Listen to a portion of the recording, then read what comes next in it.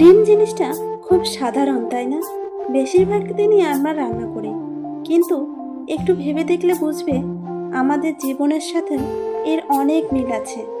একটা ডিমকে যদি আমরা উপর থেকে কেউ জোর করে আঘাত করি, তবে তো সেটা ভেঙে শেষ হয়ে যায়, তার কোনো অস্তিত্ব থাকে না।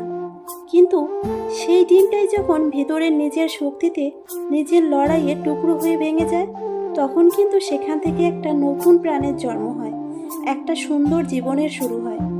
আমাদের জীবনটাও কিন্তু ঠিক এমনই। যখন বাইরের পরিস্থিতি, দুনিয়ার নানা চাপ, চারপাশের মানুষের কথা আমাদের জোর করে ভাঙতে চায়, তখন আমরা একদম ভেঙে যাই। মনে হয় জীবনটা হয়তো এখানেই শেষ। আবার যখন নিজের মনের ভিতরে জেদ আর বিশ্বাসটা জেগে ওঠে, যখন আমরা নিজেরাই ঠিক করি, না এভাবে হেরে গেলে চলবে না, আমাকে এই কষ্টের খোলসটা ভেঙে বেরোতেই হবে, তখন কিন্তু আর ভেঙে পড়ি না, বরং আরও শক্ত হই। তাই বলি কি, জীবনে যখন এই কঠিন সময় আসবে, বাইরের চাপে শেষ হয়ে যাবেন না, বরং নিজের শক্তিতে একটু ভরসা রাখুন। সব ভাঙন মানেই কিন্তু শেষ নয়, কিছু ভাঙন নতুন করে শুরু করার হয়।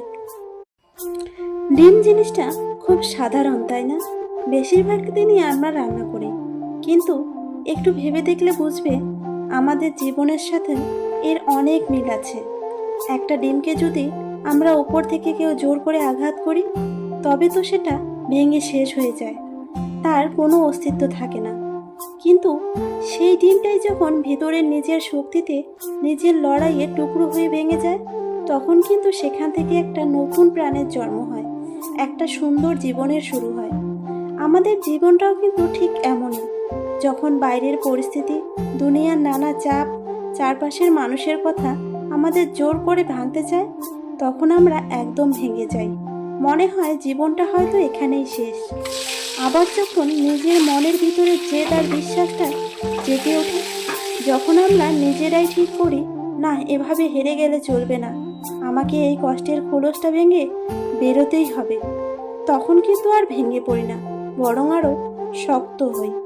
তাই বলি কি, জীবনে যখন এই কঠিন সময় আসবে, বাইরের চাপে শেষ হয়ে যাবেন না, বরং নিজের শক্তিতে একটু ভরসা রাখুন।